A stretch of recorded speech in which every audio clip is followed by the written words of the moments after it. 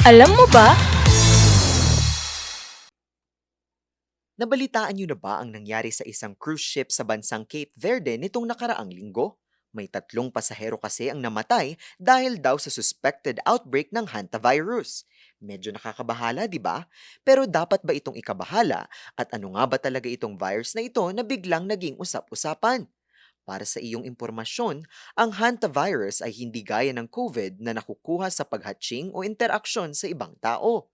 Marapat na malaman na ito ay isang virus na dinadala ng mga rodents o sa madaling salita, mga daga. Pero ang plot twist, hindi mo kailangang makagat ng daga para mahawa.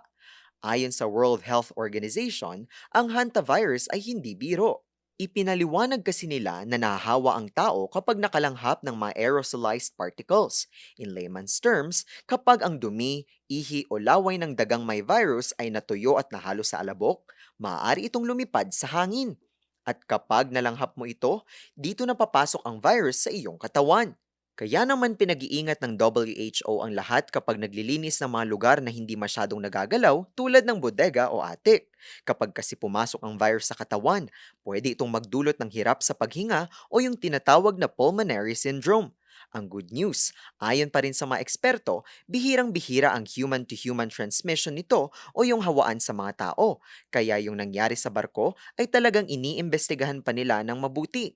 Ang pinakamalaking trivia, paalala ng mga health authorities, mas mabuting basain muna ng bleach o disinfectant ang dumi ng daga bago ito walisin. Paraan kasi ito para hindi lumipad ang alabok na may virus. O di ba? Sa tamang linis lang pala ang katapat. Sa ngayon ay wala pang bakuna kontra sa hantavirus at ayon sa Department of Health, wala pang naitatalang kaso ng hantavirus sa Pilipinas. May trivia ba kayong nais malaman? I-comment na yan at ito ay aming aalamin. Ngayon, alam mo na.